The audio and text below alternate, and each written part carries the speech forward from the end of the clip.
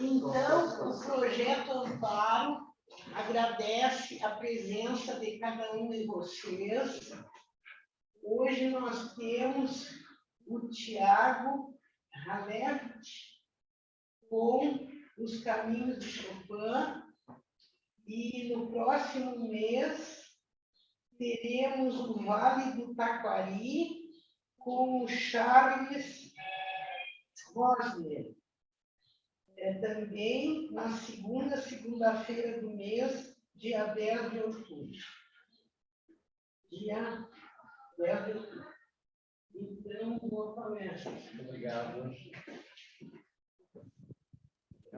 Bom, pessoal, então a gente já estava um pouquinho de papo aqui antes de começar.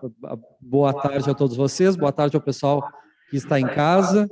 E sejam todos muito bem-vindos em nome da Casa Mundi Cultura, que é a empresa que eu represento aqui. A Casa Mundi é um centro cultural aqui em Porto Alegre, e o nosso objetivo é falar sobre o mundo dentro da área de história, das artes, da geopolítica e também das relações, da sociologia, e viajar pelo mundo, né? Então, a maioria dos programas que a gente apresenta lá na Casa Mundi, dos cursos e oficinas, a gente acaba bolando um roteiro de viagem. Então, esses roteiros geralmente têm o meu acompanhamento como professor, que busca, né, junto a toda a equipe técnica de turismo, dar uma visão mais ampla para os nossos viajantes. É uma visão mais ampla e, ao mesmo tempo, uma visão mais profunda daquele lugar a ser visitado. Bom, a doutora Rose já me apresentou, eu sou o Tiago Halevich, eu sou de formação, tenho uma história na medicina, que acabei abandonando, depois entrei para a Faculdade de Arquitetura e também me graduei em Artes, né, no Instituto de Artes da URGS, com formação como pianista. Mantive a minha atividade como pianista até o ano de 2010, até que eu resolvi me aposentar. Tá? Mas tem uma história muito curiosa aqui que tem a ver com o tema da palestra de hoje. No ano de 2010, Frédéric Chopin, que é o nosso convidado, né, o nosso tema de hoje, completou 200 anos. 200 anos. Então, já fiz vários projetos em parceria com o Consulado Geral da Polônia, em Curitiba, e naquele ano, então, eu fui designado para coordenar os projetos de celebração do bicentenário de Chopin aqui no Brasil.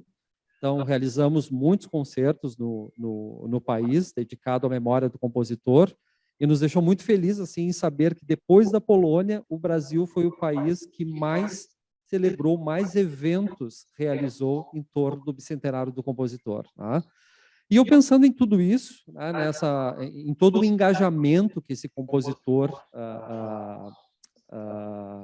acaba fazendo, né, com todos nós, eu acho que todos nós um dia já ouvimos falar sobre a figura, sobre a música de Frédéric Chopin, e então eu pensei, bom, quem sabe recuperar, através de uma antiga pesquisa que eu tinha, os caminhos de Chopin, né, os lugares onde ele viveu, os lugares pelos quais ele passou. Mas como eu vou fazer isso se a gente tem, primeiro, duas grandes guerras no século XIX, né, dois levantes do século XIX e a Segunda Guerra Mundial, que foi responsável pela destruição de boa parte do patrimônio desse compositor.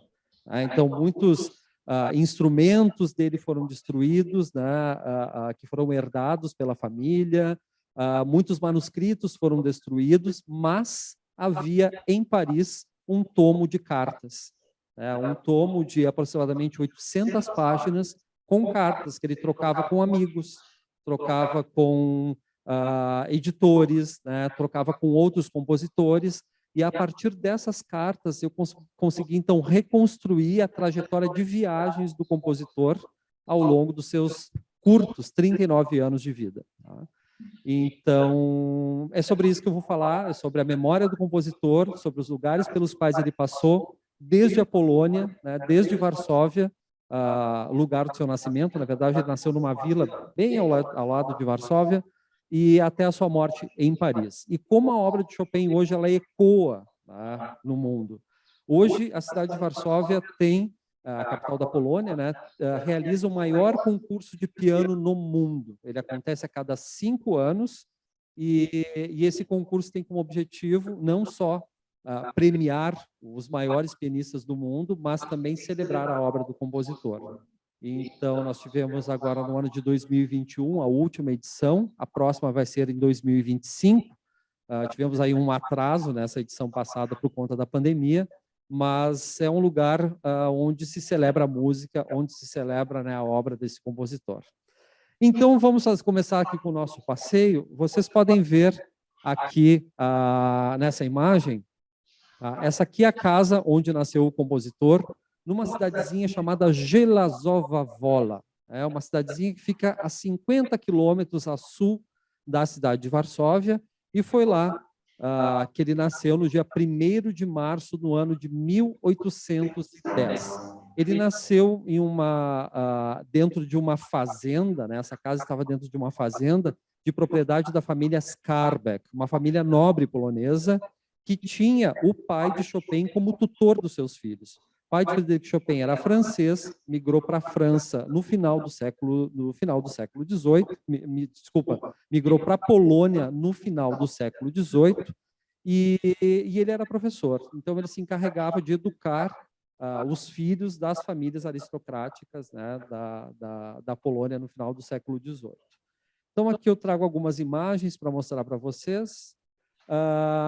Esse mapa ele é muito importante a gente estudá-lo um pouquinho, né? Eu gostaria de mostrar qual é o percurso que nós vamos fazer, né? Quais foram as viagens que o compositor fez ao longo da sua vida, né? Bom, nasceu aqui próximo de Varsóvia, visitou muito essa região da Boêmia aqui, né? Hoje a República Tcheca, Eslováquia. Também teve um período da sua vida que ele passou em Viena, na Áustria, mas a grande cidade, o grande centro do início do século XIX era a cidade de Paris.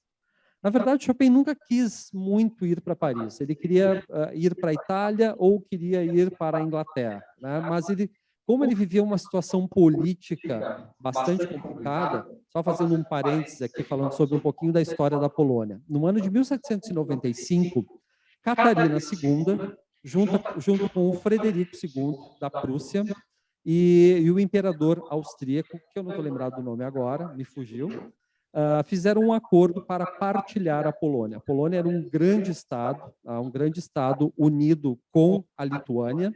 Então, tinha o maior exército da Europa naquele momento.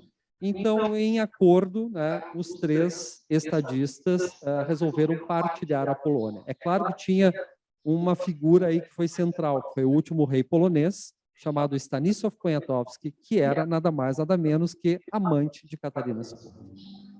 Então, foi assim que aconteceu. Em 1795, nós temos a partilha da Polônia e a Polônia deixa de existir como um Estado soberano. Então, Frédéric Chopin nasce em 1810 em um pequeno ducado, né, uma pequena célula independente chamada Ducado de Varsóvia. Né, e logo, logo, aquele ducado também vai ser absorvido pelo Império Russo. Né. Então, ele nasce numa Polônia que não existe.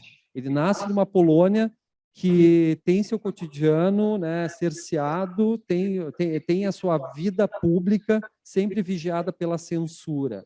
Então, foi isso que levou o compositor, lá nos seus 20 anos, a migrar para a França. Né? Como eu disse para vocês antes, ele não queria muito ir para Paris, mas ele foi para Viena, ele foi para Praga, ele foi para algumas cidades mais ocidentais da Alemanha, mas em lugar algum ele conseguia se adaptar. Ele acabou em Paris, onde ele se tornou um dos compositores mais célebres do país. Bom, eu trago aqui mais algumas imagens, tá? Essa imagem ela é muito curiosa, né? Ela parece uma imagem recente, uma fotografia recente, mas foi uma reconstrução que fizeram por computador. Acho que no ano passado, acho que durante a pandemia, o pessoal não tinha muita coisa o que fazer em casa e começou, então, a investigar a anatomia, né, do compositor a partir também de uma única foto que existe dele para reconstruir uma imagem contemporânea. Então, é muito curioso, assim, porque eles chegaram a um resultado muito fiel ao que era o compositor, de acordo com essa única foto. Né? Então, nasce no ano de 1810, morre no ano de 1949. Aqui eu trago mais uma imagem da sua casa de nascimento, né, em Żelazowa Wola. Aqui ele passa pouquíssimos meses. Logo que ele nasce, o seu pai é convidado a ser professor de francês no Liceu de Varsóvia. Varsóvia era uma cidade importante naquela época, uma cidade bem povoada, então ele foi convidado para ser professor de francês em Varsóvia. Eles se mudam para Varsóvia e vão ocupar, então, o Palácio Saxão, que vem na fotografia a seguir. Mas vejam com a beleza desse lugar em Żelazowa Wola, né? Uma casa construída no meio de um bosque, uma região muito verde do país. Aqui, cheio de córregos, riachos, pequenos rios, um lugar realmente exuberante. Mas, e aqui também essa imagem, eu trago a imagem da igreja de Brochów, né? Aqui está ao ladinho de Żelazowa Wola, nessa igreja construída na Idade Média, que os pais do compositor casaram, e nessa igreja também que o compositor foi batizado.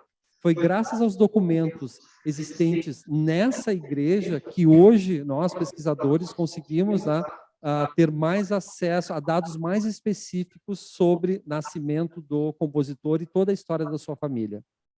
E lembrando, né, que boa parte desses documentos do século XIX foram destruídos na Segunda Guerra Mundial. Então, a gente tem esse agravante para chegar de forma mais específica aos dados de pesquisa.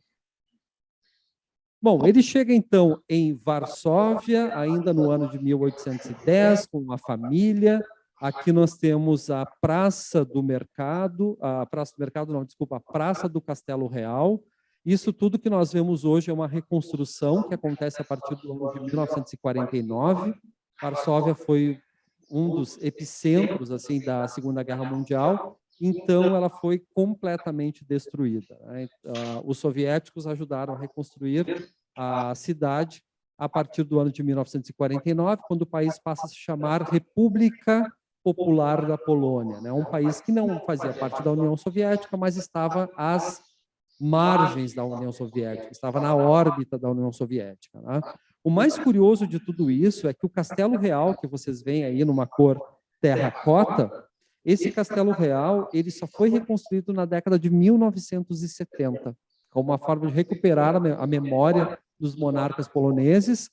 Daí vocês podem perguntar, tá, Thiago, mas é tudo fake? É tudo reconstrução mesmo, não tem nada original? Quando o castelo foi destruído no Levante de 44, alguns poloneses começaram a guardar partes do castelo, como, por exemplo, as molduras das janelas foram guardadas, tá? Algumas colunas, capitéis, obras de arte, muita coisa foi guardada. Então, os arquitetos, depois da reconstrução, utilizaram essas peças como modelo para reproduzir outros modelos e também empregaram essas peças antigas na reconstrução. Então, é um centro histórico lindíssimo, muito colorido, né, construído no período da Renascença, principalmente, e temos aqui alguns exemplos barrocos, como esse Castelo Real. A primeira residência do compositor com seus pais na cidade de Varsóvia foi neste lugar aqui, o primeiro jardim público da cidade de Varsóvia. Eles não moravam no jardim, viu, pessoal? Eles moravam em uma residência do liceu da cidade que está aqui. Tá, mas isso é residência? Não, isso não é a residência, mas só um pórtico de entrada para essa residência, porque a residência também foi destruída na Segunda Guerra. Ela foi destruída no Levante de 1944 e ela tem origens do século XVIII. Foi construída por um rei da Saxônia, lembrando que a Polônia teve um período de uma monarquia eletiva, né? Os reis eram eleitos, então o rei de qualquer lugar da Europa podia ser rei da Polônia. Então, aqui o Palácio Saxão, eu mostro uma foto para vocês, está aqui, essa grande construção aqui, foi completamente destruída durante a Segunda Guerra, mas foi nesse palácio que funcionava o liceu da cidade de Varsóvia e onde o pai de Frédéric Chopin, então, lecionava francês. Então, é o ponto inicial, para quem quer conhecer a Varsóvia de Chopin, esse é o ponto inicial da visita.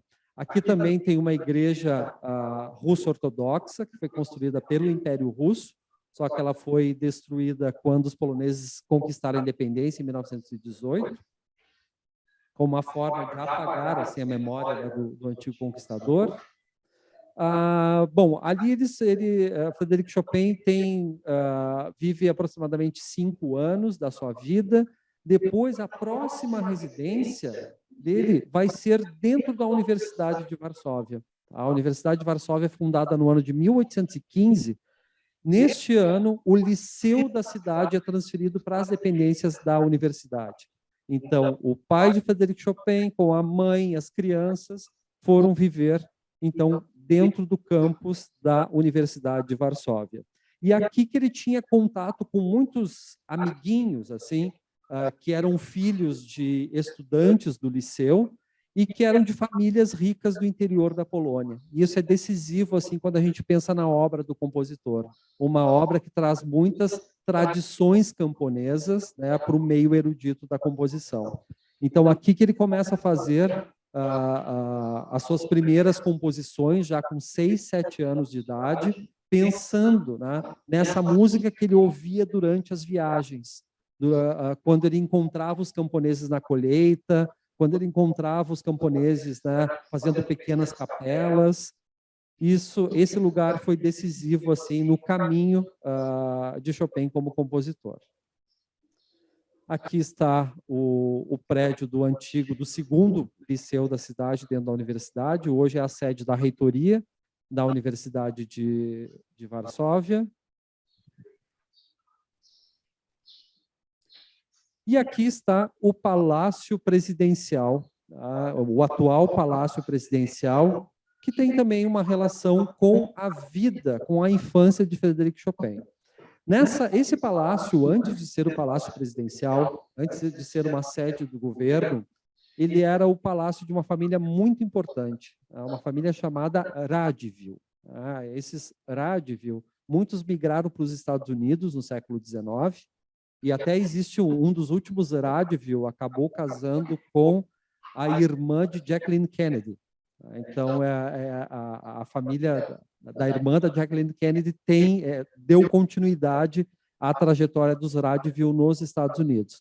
Mas a família Radziwiłł era uma família muito importante. Quando os russos tomaram conta da cidade de Varsóvia, o comandante russo, que era o imperador Constantino, o grão-duque Constantino, que era irmão do imperador da Rússia, disse para os Radziwiłł: olha, cai fora, sai desse palácio aí, que eu gostei dele e eu quero ocupá-lo como minha residência oficial. E era assim que as coisas funcionavam, né? Então, boa parte da aristocracia polonesa começou a migrar para a França, para a Inglaterra, para os Estados Unidos, e deixaram os seus bens para trás, porque esses bens foram ocupados pelos russos durante o período, né, do Império. Mas a Jacqueline Kennedy era Beauvoir, mas a irmã dela casou com um Radziwiłł, casou com um príncipe Radziwiłł. Sim, Beauvoir. Aqui nós temos o Palácio Presidencial, então, ocupado pelo Constantino, o Grão-Duque Constantino. O Grão-Duque Constantino, quando chegou a Varsóvia, ele ficou tão impressionado com a história de um menino de 8 anos de idade que compunha de uma forma incrível, que tocava piano de uma forma incrível, que ele decidiu promover um concerto de Chopin com 8 anos de idade dentro do palácio. E esse foi o momento assim da vida, o início da sua vida profissional como compositor e o início da construção da sua carreira como compositor em Varsóvia. Era uma das pessoas mais citadas na cidade de Varsóvia, era uma criança, era um verdadeiro prodígio, né? Era uma criança realmente muito celebrada pela cidade, devido ao seu talento e como ele impactava também o Grão-Duque Constantino.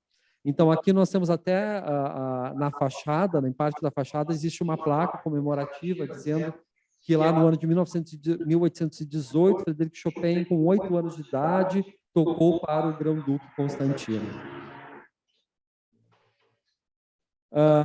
Bom, passada toda essa fase de infância, né, os pais de Chopin viviam no apartamento lá na universidade. chegou um momento que o pai decidiu fazer outra coisa da vida, ele queria ser tutor particular de pessoas, né, de jovens, de adolescentes.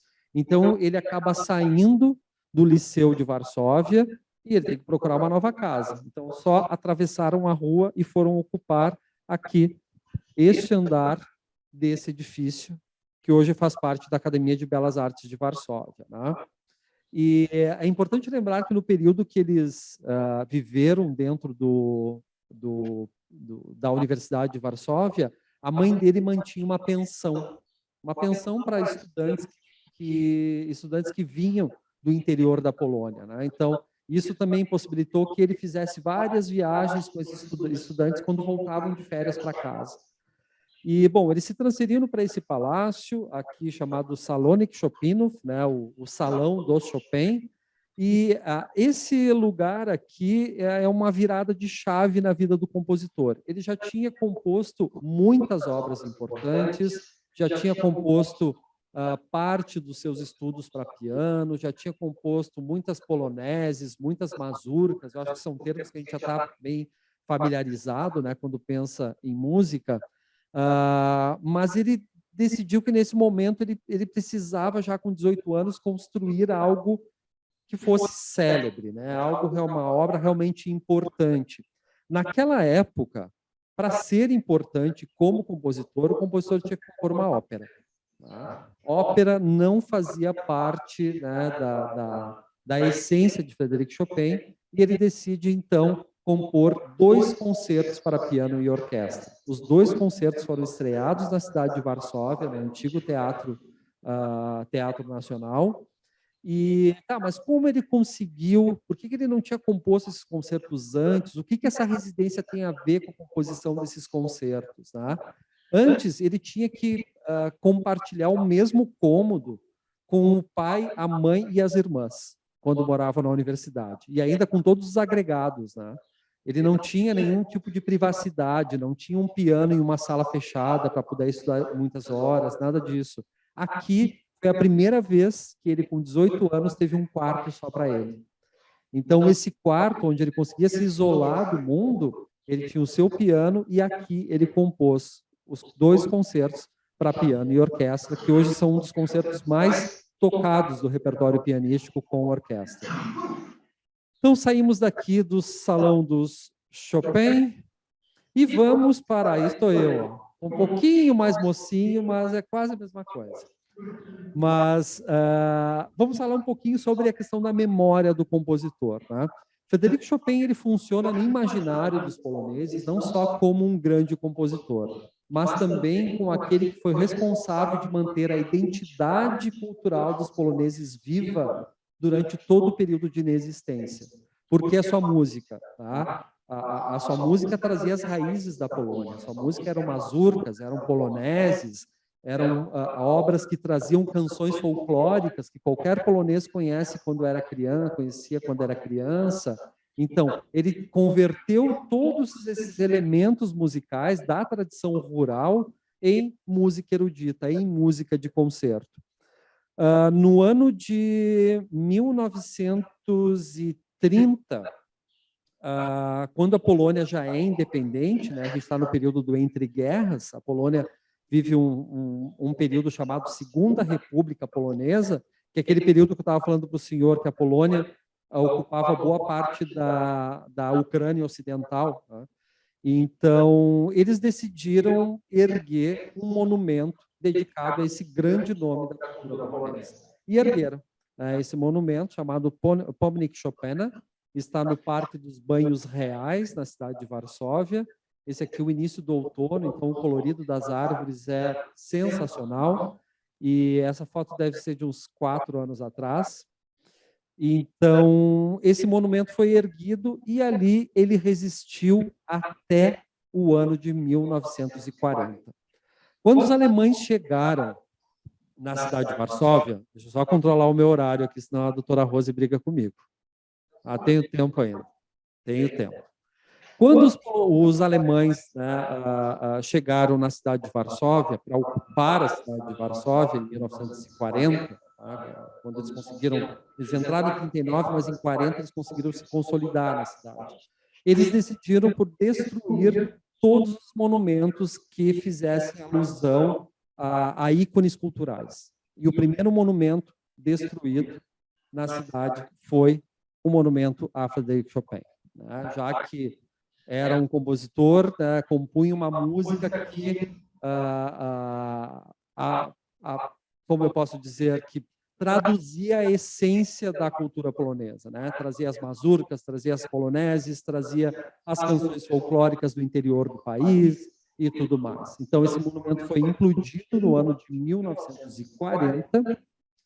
Eu tenho até uma foto para mostrar para vocês. Olha só, esse lugar aos domingos, sempre temos os domingos de primavera e verão, sempre tem um pianista. Então, há um grande concerto público, um parque lotado, as pessoas vão para lá, fazem piquenique, e é realmente muito bonito. Mas esse monumento, ele foi, não sei se vocês conseguem enxergar, ele foi implodido. Então, aqui estão alguns poloneses recolhendo o que sobrou, né, de parte desse monumento. Ele só pôde ser reconstruído na década de 1950, no ano de 1952, quando houve um grande acordo do governo polonês com o governo soviético. Tá? A gente tem que lembrar também que depois do ano de 1949, quando a Polônia passa a se chamar República Popular da Polônia, a União Soviética dá as cartas no território da Polônia, indica quem vai ser o primeiro secretário do partido, né? Então, nesse período soviético, né, também era muito perigoso para a manutenção do regime trazer à tona os ícones culturais. Então, depois de muita negociação, a Polônia e a União Soviética conseguiram reconstruir o monumento do compositor e ele para ficar tal como está nos dias de hoje. É o monumento mais visitado da cidade. Aqui por cima dele? Não. Isso é uma árvore tradicional da Polônia chamada Wierzba płacząca. A Wierzba płacząca é muito comum de todos nós aqui. Se chama salso chorão. Só que é um salso chorão diferente. Assim, ele é muito, os galhos, aqueles galhos, eles arrastam assim até o chão, há túneis de Wierzba płacząca que a gente pode passar por baixo, e às vezes os polacos fazem a poda, que é uma árvore que busca muita luminosidade, e lá a luminosidade é o que menos tem, né? É um país que faz 9 meses de frio por ano. Então, primeiro, as árvores, elas crescem assim, os galhos brotam muito retos assim para cima, né, em busca de luz, e depois começam a cair. Então, muito boa sua pergunta, hein? A senhora é detalhista. A senhora é detalhista. Vejam só, observem bem o formato dessa árvore. Essa árvore está sendo levada pelo vento, né? O salso chorão tem esses galhos que se movem muito com o vento, mas ao mesmo tempo ela é uma mão por cima do compositor, como se fosse uma mão de um pianista. Essa escultura é de um artista polaco chamado Wacław Szymanowski. A escultura original ela foi feita muito maior do que essa, mas o modelo foi destruído também. Então, essa é um pouquinho menor do que a original, mas deve ter, em média, uns 12, 15 metros de altura.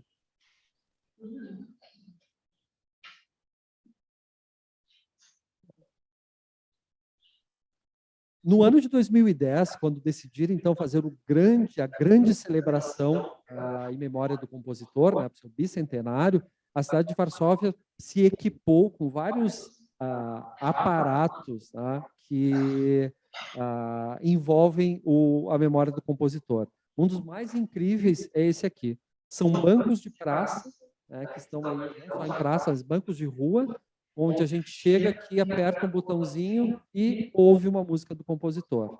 Ou pega o celular, mira para esse QR Code aqui e vê a história daquele lugar, porque os bancos são colocados em lugares onde o compositor esteve, onde o compositor morava, um lugar que ele frequentava. Então, a cidade é sinalizada com 16 bancos desses, onde a gente pode conhecer a história do compositor aqui pelo QR Code e ouvir uma música tocando esse botãozinho. E como eu estava falando anteriormente, né, a cidade de Varsóvia é responsável por sediar o maior concurso de piano do mundo. O último aconteceu em 2021, a última edição. Traz pianistas de todos os cantos do planeta, né? Hoje nós temos muitos pianistas que vêm do Oriente, vêm da Coreia do Sul, Japão, China, para disputar aquele que é o maior prêmio dedicado, o maior prêmio que um pianista pode receber hoje no mundo, né? Então, aqui, esse concurso também ele é transmitido para o mundo inteiro via YouTube. No ano passado, era possível a gente assistir todas as provas gratuitamente pelo YouTube. E hoje mesmo, se vocês quiserem, podem colocar lá Concurso Chopin no YouTube, vocês podem assistir todas as provas e todos os concertos do ano passado. Realmente é um canal muito bonito. Vamos ver aqui. E aqui esse é o último vencedor do concurso. São pianistas que levam equipes, tá, de apoio, não só para cuidar da alimentação, mas para cuidar do lugar onde eles precisam estudar durante o mês inteiro que acontece o concurso. É realmente incrível. Já tive a oportunidade de assistir 3 edições desse concurso nos últimos anos. Bom, lembra que eu estava falando para você sobre as viagens que ele fazia na infância, com seus amiguinhos, né? Quais são esses lugares? Esse lugar no centro da Polônia se chama Ziemia Dobrzyńska. É um lugarzinho bem no interior mesmo, onde famílias, onde nobres mantinham ainda as suas fazendas. Uma delas está aqui, é a residência de um amigo chamado Emílio Drzewiecki, né, era seu melhor amigo de infância. Aqui ele passou muitos verões, né, da sua infância. O que ele conhecia nesse lugar? Residências como essas, né, habitada por camponeses, muitos camponeses judeus também, e isso é muito importante, porque a música judaica, a música klezmer, né, a música que utiliza uma escala diferente da escala ocidental, chamava muito a atenção do compositor. Tá? E naquele momento havia uma grande fusão entre a música judaica e a música polonesa tradicional.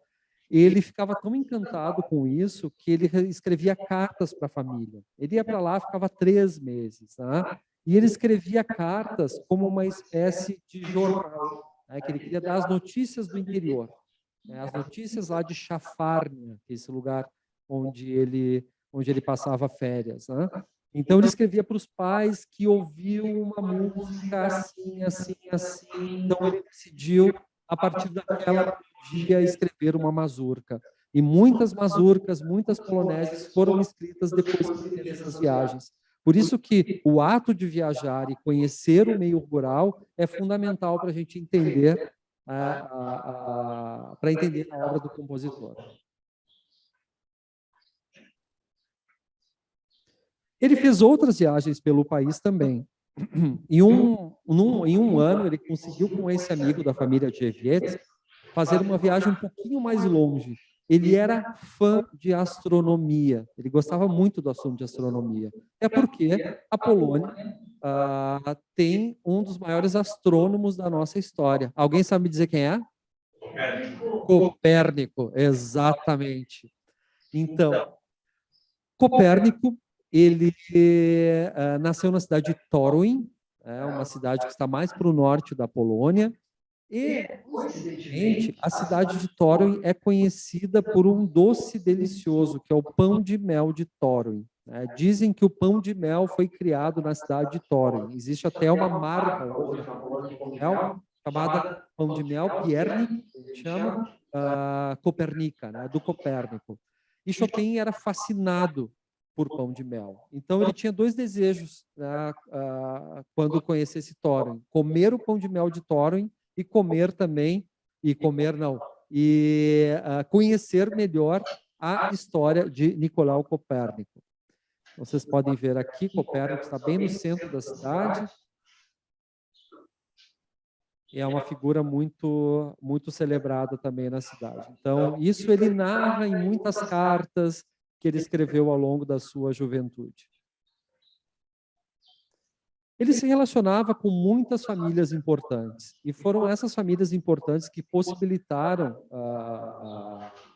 a Chopin ter uma vida de compositor um pouco mais tranquila, né? A família Radziwiłł foi uma família muito importante na vida do compositor, mas outra o acompanhou, né? Deu abrigo nas suas primeiras semanas na cidade de Paris. E aqui ele está, né, uma das pinturas que mostram bem isso, né, ele fazendo um concerto na casa da família Czartoryski, uma família aristocrata polonesa muito importante. E a Marcelina Czartoryska, que está aqui, o acompanhou até o leito de morte, né, no dia 17 de outubro do ano de 1849. Foi sua aluna de piano também.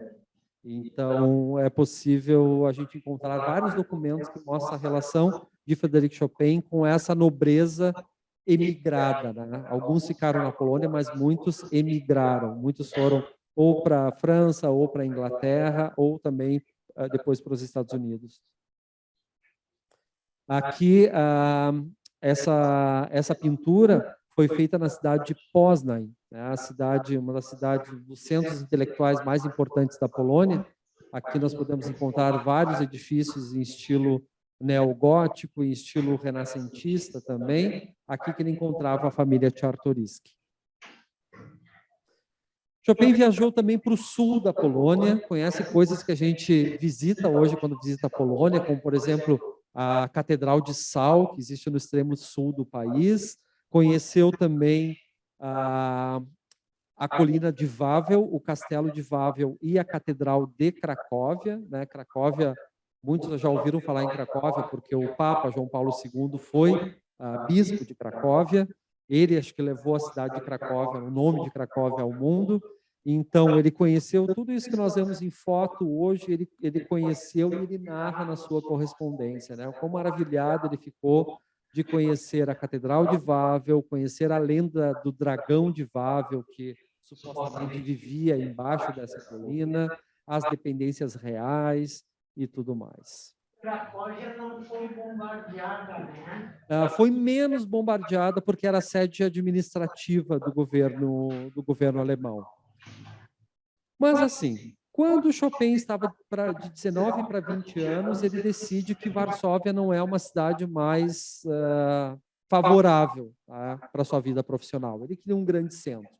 E ele queria também fugir do Grão-Duque Constantino, né, que era uma pessoa que, às vezes, mandava os seus guardas baterem de madrugada na casa da família Chopin, pegar o menino ou adolescente, levar para o palácio para fazer ele tocar piano a noite inteira. Né? Então, como uma forma de se livrar disso, ele decide deixar Varsóvia e por 10 meses ele vaga pela Europa, ele vai para Viena, não dá certo, ele vai para Praga, a vida não dá certo, ele vai para a Alemanha, não dá certo, até que ele consegue um visto para entrar na França. Como ele era cidadão de um país que não existia, era muito difícil ele conseguir visto de viagem. Então, ele ia para onde ele conseguia um visto de entrada. Então, no dia 2 de novembro, ele sai de Varsóvia e 10 meses depois ele chega em Paris. Bom, aqui deixa Varsóvia por conta, esse é o Grão-Duque Constantino. Muitas vezes o Chopin era carregado pelos guardas até o Palácio Belvedere, né, que é a residência presidencial, para tocar durante as madrugadas para o Grão-Duque Constantino. E chega em setembro de 1831 em Paris. Paris ele chega com o apoio da família Czartoryski, né, que já vivia na cidade há algum tempo, tinha condições de apresentá-lo a alguns editores, de arrumar alguns alunos também para ele, mas era uma criança de 20 anos, era um jovem de 20, 21 anos. E o primeiro apartamento que ele aluga está aqui, no Boulevard Poissonnière, nessa região aqui. Infelizmente, na França, nós não temos muita... por exemplo, nós não temos nenhum apartamento que virou um pequeno museu do compositor, sabe, ou nada disso, né? Então, eu precisei buscar esses endereços através dos seus relatos, através das suas cartas. Então, aqui está o primeiro domicílio de Chopin na cidade de Paris, e ele narra em uma carta dizendo quando ele chegou, assim, de como é bonito ele abrir a janela e de encontrar, e de poder abrir a janela e enxergar a colina de Montmartre a partir do seu apartamento, e de tudo que Paris tinha de maravilhoso, assim, que era uma cidade que ele podia sair às ruas vestido de farrapo, com farrapos que ninguém ia dar bola, era uma grande metrópole naquele momento. Então, aqui tem um outro apartamento, nas Square d'Orléans, também, onde ele viveu. Aqui já nesse edifício, ele vivia em um apartamento ao lado do apartamento de George Sand, né, que foi a sua amante, né, como a historiografia nos diz, e ela foi uma grande escritora francesa, e ela também o ajudou assim a penetrar nos meios mais importantes intelectuais da cidade de Paris. Bom, só falar antes de chegar em Maiorca, falar um pouquinho da relação assim de Chopin e George Sand, né? Sempre a bibliografia diz assim, não, era uma mulher muito mais velha do que ele. Na verdade, ela tinha 6 anos a mais, né? Mas isso para o século XIX era algo impressionante. Mas o que pesava mesmo na relação entre os dois é que ela já tinha 2 filhos, né? 2 filhos já crescidinhos. Então, isso era uma mulher separada do marido, né? O marido tinha ido embora e que brigava na justiça com ele por conta dos bens, e era uma mulher que tinha como costume trajar roupas masculinas, tá? Ela tinha um pseudônimo, o nome dela era Aurore Dudevant, mas utilizava esse pseudônimo masculino para escrever, né, como George Sand, e escreveu muitos romances assim de cunho feminista, né, ainda no século XIX, e era uma grande figura da sociedade parisiense daquele momento. Então, ele manda várias cartas para o pai dele, dizendo, olha, que ele conheceu uma tal de George Sand, mas tem alguma coisa nela que ele repudia, ele não sabe o quê. Bom, 1 ano depois, eles já estão vivendo juntos, né? E foi o único grande amor assim que ele teve em sua vida. George Sand tinha uma casa na campanha, na região do Berry. Então, durante os verões, ele passou a frequentar a casa de George Sand no Berry, eu vou mostrar para vocês a seguir, e lá se encontravam várias outras figuras da cena literária e da cena artística, né? Por exemplo, Franz Liszt, compositor húngaro, frequentava a casa de George Sand em Nohant, Honoré de Balzac frequentava a casa de Nohant, Victor Hugo também, Eugène Delacroix. Então, era a nata da sociedade intelectual, dos artistas da época, que frequentavam, passavam os verões com George Sand. Então, esse era o entorno do compositor. Lá em Nohant também ele utilizou a vida mais tranquila de Nohant para compor várias obras muito importantes, né, no repertório, como as 4 baladas para piano. Bom, mas ele, desde criança, tinha uma saúde muito, muito, muito, muito frágil. Tá? Alguns especialistas dizem que ele sofria de uma tuberculose já há muito tempo, outros que ele tinha fibrose cística. São várias doenças assim que são atribuídas, né, à vida do compositor. Mas até hoje ninguém sabe exatamente o que aconteceu. Então, ele precisava, né, eventualmente, fazer alguns tratamentos, né, ir para um lugar sem poluição, né, sair do ambiente urbano. E um dos lugares que ele escolheu para viver durante alguns meses com George Sand foi a cidade de Valldemossa, tá, na ilha de Maiorca. Escolheram a ilha de Maiorca por quê? Por conta do sol, do céu azul. Eles foram para Maiorca em novembro de 1839. E eles pensaram assim, bom, vamos sair do frio de Paris, da umidade de Paris, vamos para Maiorca, porque lá o tempo vai ser maravilhoso. Eles levaram um mês inteiro para chegar em Maiorca, tiveram que cruzar toda a França, chegaram em Barcelona, a partir de Barcelona pegaram um barco para viajar para Maiorca. Chegaram em Maiorca, foi um mês de tempestades. O lugar que eles alugaram para viver, que era um antigo mosteiro, era repleto de goteiras. O piano que ele tinha alugado ficou preso na alfândega, então foi entregue muito tempo depois. E ele ficou extremamente doente, que eles tiveram que sair antes de Maiorca e ficaram um tempo em Barcelona e Marseille para se recuperar até voltar a Paris. Mas aqui começam os conflitos dele também com o Jorge Sand, né? Geralmente eles viviam assim, um em cada apartamento, um do lado do outro, mas aqui eles passavam 24 horas juntos, tá? E também a administração da vida familiar, com dois adolescentes, ficou muito mais difícil. Mas foi aqui, em Maiorca, nessas condições de chuva e tudo mais, que ele compôs, acho que uma das séries mais célebres do seu repertório, que é a série dos 24 prelúdios para piano.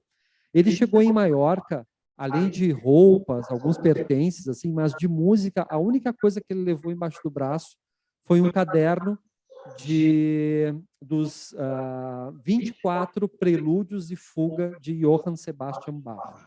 E ele queria fazer uma composição inspirada nessa série, tá? Essa série de Bach, ela é uma série de músicas, uma série de obras musicais que percorrem todas as tonalidades do piano, tá? Todas as tonalidades da música. Por exemplo, quando a gente ouve a Dó maior, Dó menor, Ré menor, então Bach fez isso. Compôs uma música em Dó maior, uma em Dó sustenido maior, uma em Dó sustenido menor, uma em Rá maior, uma em Ré menor, e Chopin fez um ciclo de 24 prelúdios, seguindo a mesma lógica de Bach. Tá? Então, um caderno, os 24 prelúdios foram compostos aqui em Maiorca, debaixo de chuva. Aqui existe até um pequeno museu que pode se visitar, tem uma estátua celebrando, né, a vida do compositor, né, a chegada do compositor aqui. É um lugar muito bonito, é um verdadeiro paraíso. E Maiorca, em Maiorca. E uma das passagens mais lindas do tomo de cartas de Chopin é a carta que ele escreve em Maiorca, para um amigo que é seu editor também, dizendo, olha, chegamos em Maiorca, aqui estamos rodeados pelas palmeiras, pelas oliveiras, né, e por todas aquelas espécies que a gente só encontra no Jardin des Plantes, em Paris, no Jardim Botânico de Paris, porque era um lugar muito exótico para ele, um lugar com muito sol, né, que a perspectiva era de ter muito sol, mas é uma passagem muito bonita das cartas do compositor. Bom, aqui mostrar para vocês um pouquinho de Nohant, né? Então essa é a casa onde ele viveu com Jorge Sand durante os verões, aqui que ele conheceu várias figuras importantes, como Balzac, como Victor Hugo, como Delacroix. O Eugène Delacroix é responsável pelo retrato mais importante do compositor. Ele fez um retrato dele e de Jorge Sand juntos, tá? Só que até hoje a gente não sabe porque no Louvre, quando a gente chega e olha o retrato de Chopin e Jorge Sand de Delacroix, só tem o Chopin. Só tem o Chopin, ou Chopin, né? Só tem ele. Esse retrato não se sabe por que alguém cortou ao meio e a Jorge Sand desapareceu. Existe uma réplica da Jorge Sand.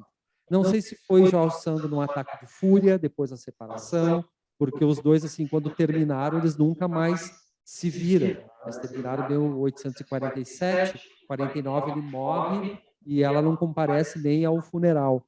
Então, não se sabe, é um grande mistério assim da história das artes.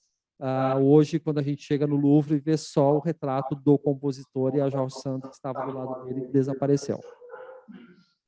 Então, essa casa em Nohant, onde ele passava os verões, onde ele compôs muitas dessas obras importantes, como as baladas para piano, como alguns noturnos também. Aqui recebiam todos esses visitantes. E aqui também os verões em Nohant sempre acabavam em um desgaste do relacionamento, principalmente por conta aí do convívio com os filhos adolescentes. Chopin tinha uma proximidade muito grande da Solange, que era a filha mais nova de Georges Sand, mas o Maurice, que era o filho mais velho, ele tinha muitos atritos. Há alguns relatos que eles tenham brigado, aqui o Maurice e o Chopin tenham rompido relações por causa de uma coxa de frango durante... Exato, uma coxa de frango, porque os dois queriam uma coxa de frango e sei lá o que aconteceu, os dois romperam, foi uma grande briga, Maurice sai de casa, um verdadeiro escândalo. Mas é um lugar muito bonito. Aqui nós podemos ver um dos pianos do compositor, que estava na sala, depois ele tinha um aposento separado com piano de cauda para compor. Então, e até hoje a gente pode visitar, sempre quando os grupos vão comigo fazer o roteiro dos caminhos de Chopin, a gente vai até Nohant, que ficam umas 3 horas de Paris, e visita a casa do compositor, eu leio para o pessoal alguns trechos de algumas obras de Georges Sand, a gente escuta algumas músicas de Chopin também. No último, até consegui liberar para fazer um pequeno concerto aqui nesse pianinho. A casa era dela, mas ela só reconquistou a casa depois de uma briga na justiça, né? Porque o marido tinha tomado a residência. Bom, e aqui nós vamos nos aproximando da última viagem do compositor. E para onde foi a última viagem? Ele fez várias outras. Ele foi para a Inglaterra uma época, mas ele ficou muito doente, foi já no final da sua vida. Ele ficou muito doente, precisou retornar, mas a sua última viagem foi para a Igreja da Madeleine. Tá? Então, essa é a foto, a única foto que nós temos do compositor. Tá? Foi feita no ano de 1849 por um fotógrafo francês. Essa foto foi feita alguns meses antes da sua morte. Tá? Ele já estava com uma saúde bastante debilitada. Era um homem de 39 anos nessa época, né? E a última viagem que ele faz, então, é para a Place Vendôme, seu endereço na Place Vendôme. Chopin, tudo que ganhava, e ele ganhou muito dinheiro com a venda das suas obras, ele era uma figura muito tocada, muito interpretada, tinha muitos alunos, mas era um homem que gostava de vida boa. Tá? Ele mandava fazer luvas brancas especiais, comprar bengalas com acabamento de marfim, ele alugava cabriolé, né, para andar pela cidade. Era um homem que ostentava bastante. Então, tudo que tinha acabou perdendo. E ele acabou, né, vivendo os 2 últimos meses da sua vida em um apartamento alugado, e o aluguel era pago com uma ação entre os seus amigos. Tá? Tamanha era... ele dependia da sua disponibilidade física para poder trabalhar, então ele já estava muito doente, não tinha mais os alunos, então ele vive os seus 2 últimos meses aqui no endereço da Vendôme, e nós temos aqui, nesse prédio, uma plaquinha que mostra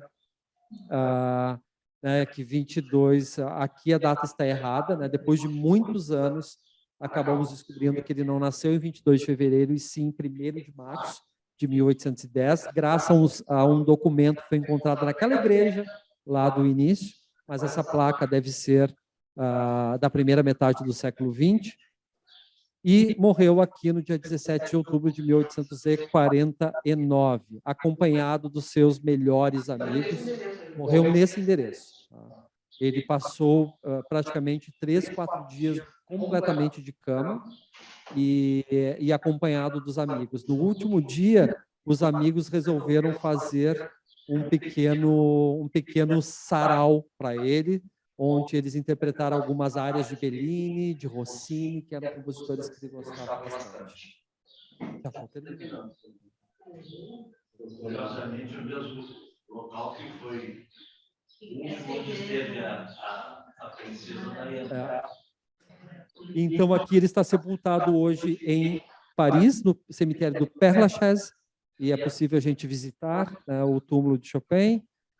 E o seu coração foi levado pela sua irmã para Varsóvia. Tá? Mas como a Polônia, na segunda metade do século XIX, ainda não tinha independência política, sepultar o coração... Primeiro que ela teve que contrabandear o coração, né, para Varsóvia, né? Ela amarrou dentro de um vidro de conhaque na coxa e levou por baixo da saia durante toda a viagem.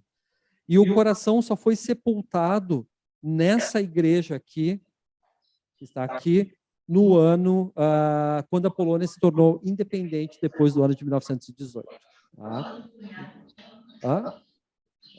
Então, aqui estão os dois corações, os dois ícones da cultura polonesa, um deles Fryderyk Chopin e outro Adam Mickiewicz, o pai da literatura polonesa.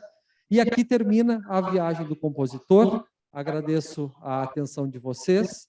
Muito obrigado pelo convite, doutora Rose. Nós vamos fazer a entrega do certificado.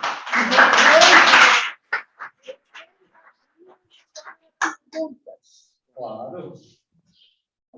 Olha só, muito obrigado, fico muito feliz de ter participado, contem sempre conosco da Casa Monte. Então agora está certo. Deixa eu só tirar o microfone aqui para eu ficar.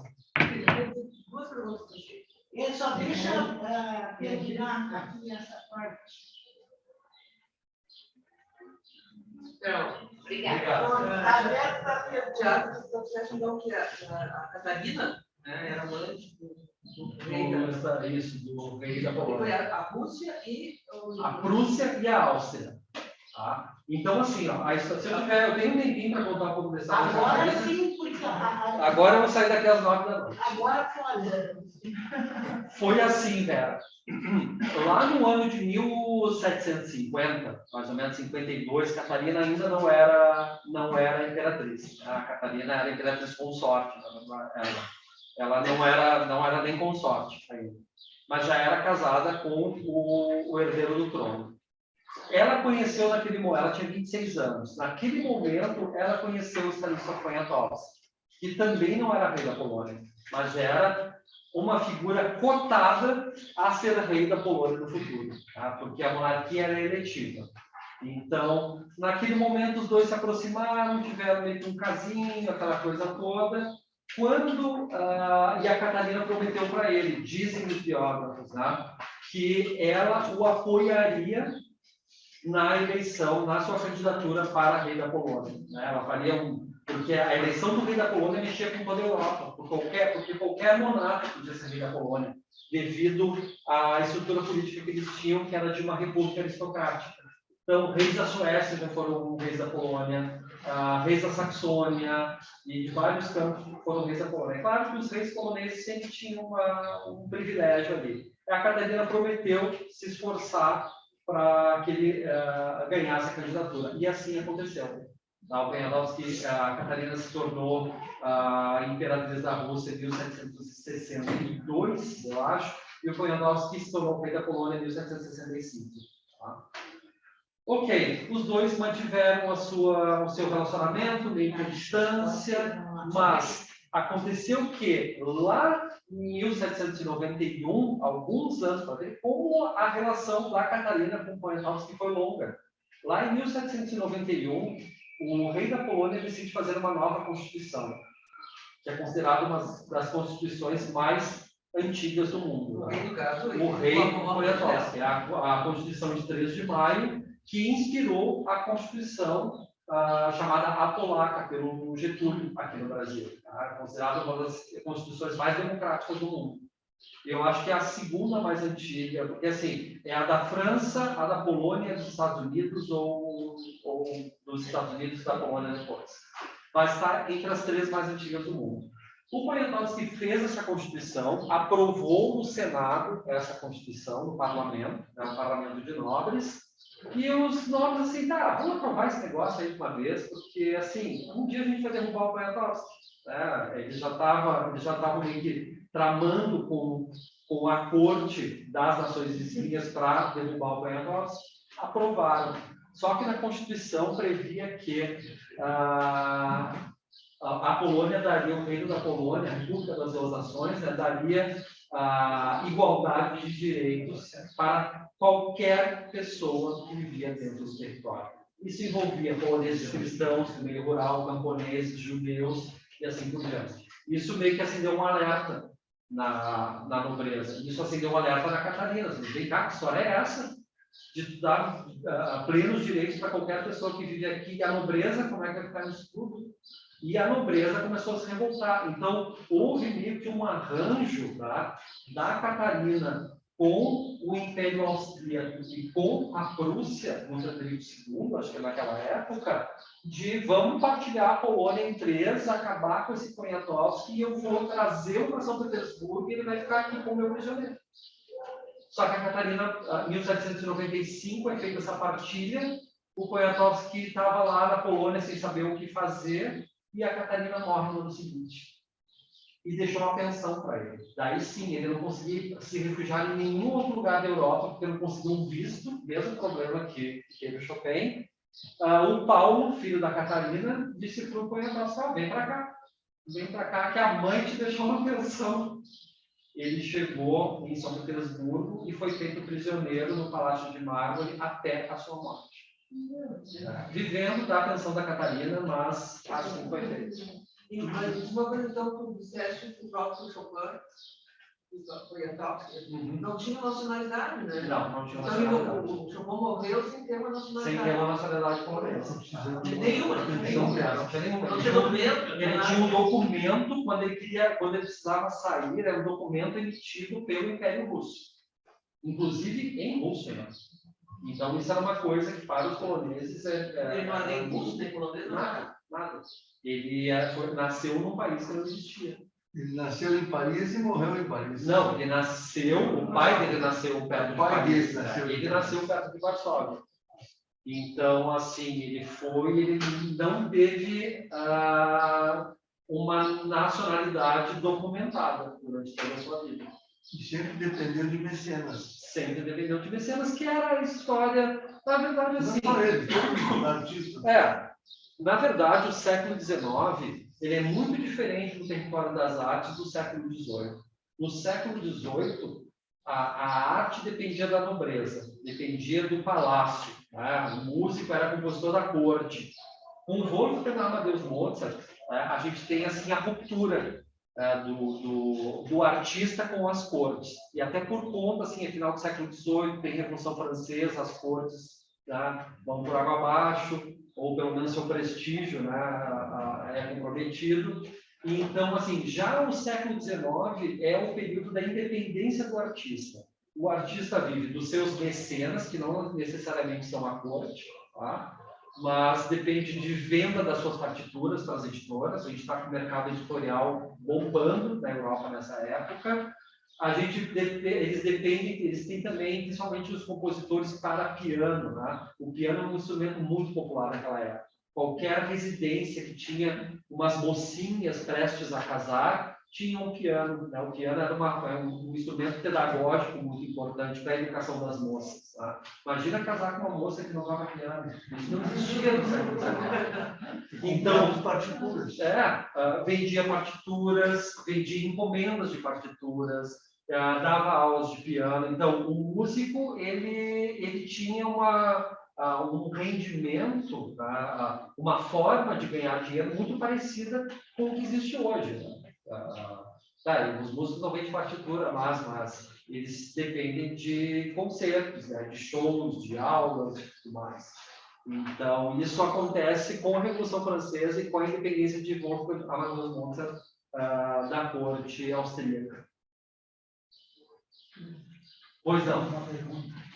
Certamente você é muito jovem, mas eu me lembro do filme há muito tempo atrás. À Noite Sonhamos. É esse? Entre o Cornel e o Lyle americano. À Noite Sonhamos. É em 1940 ou 50 e poucos. Pois é. Então, esse filme tem uma cena apoteótica, que é ele e o Franz Liszt, um de costas para o outro, cada um no piano tocando.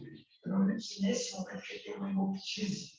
Então, assim, o contraste do sangue vermelho no teclado branco, uma coisa que até hoje eu me lembro na hora que tu falaste. Sim. E lá na biografia, foi importante essa relação ou foi um artifício do diretor do filme?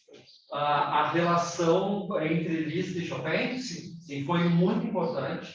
São dois compositores muito próximos que depois romperam por fake news, assim, romperam por fofoca. Não por fofoca entre as mulheres. Tá? Desculpa, mulheres. Tá? Não foi amante do marido da esposa do Ulisses? Não foi. O Ulisses era casado com a Marie Dagout naquela época. Foi mais por brios, assim, né? Por melindres, porque a Marie Dagout queria ser escritora. Escreveu também alguns poemas para serem musicados e tudo mais. Mas ela não tinha como vencer Jorge Santos no meio literário. Então começou meio que uma disputa entre as duas, que acabou impactando em uma disputa, né, gerando uma disputa entre os dois. Mas os dois foram muito amigos, viveram muitos verões na casa de Jorge Santos. Liszt ficava impressionado com a capacidade de Chopin de compor, mas os dois, isso que é muito interessante, né? Os dois viveram numa mesma época, uma mesma era da música, eram compositores com técnicas pianísticas completamente diferentes e também com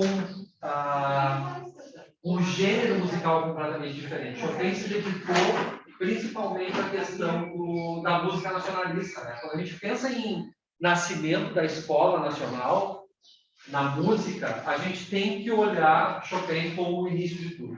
É ele que traz a música folclórica para a música erudita, né, os trejeitos camponeses com a música erudita, e a gente vai ver isso na música de novo só na segunda metade do século XIX, que vai ser uma verdadeira febre. O Liszt tentou fazer isso, mas o Liszt também era uma figura que ele nasceu na Hungria, se dizia húngaro, mas ele não falava húngaro, ele falava alemão. Sabe?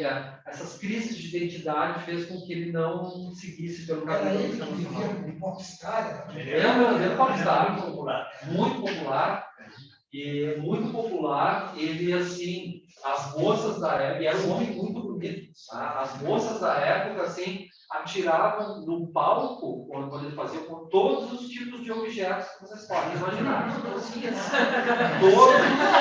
objetos. Hoje em dia está Jogar.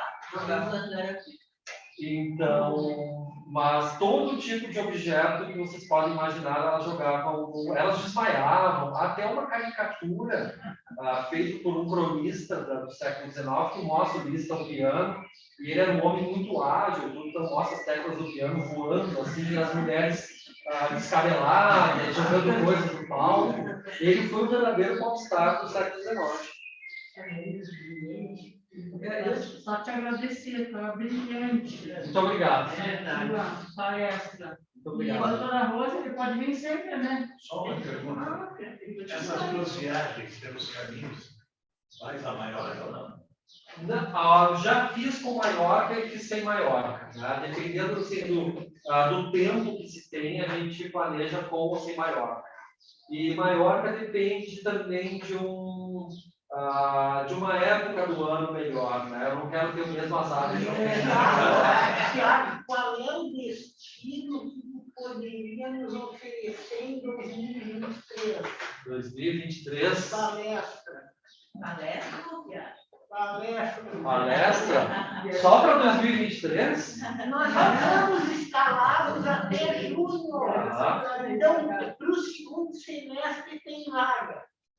Olha, eu já fiz, eu conheço mais de 70 países. Então, assim, tudo que vocês quiserem saber, lugares que eu realmente sou apaixonado, que eu amo falar. Né? México, eu sou apaixonado pelo México, apaixonado por aquele país. Colômbia, outro país do qual sou apaixonado. Não, já teve.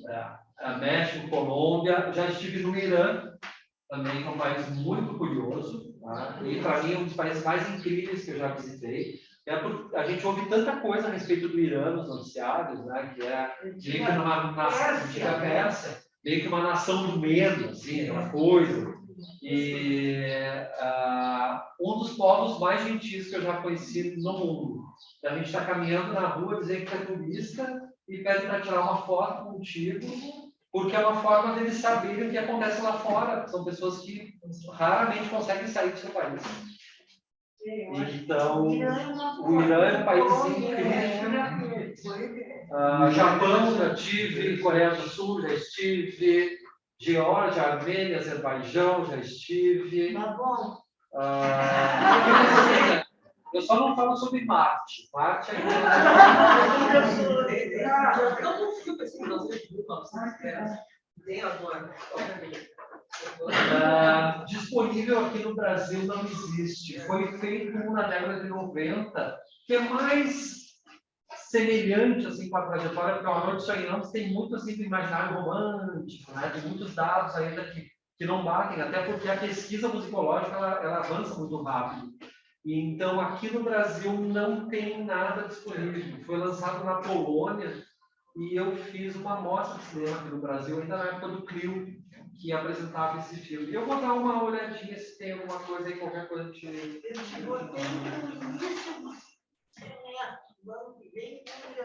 Tá. Sabias que eu fui para Eu fui sócio do Clio. por 7 anos ela sócio do Clio. Depois do Campo S, sim. Sim, eu acho.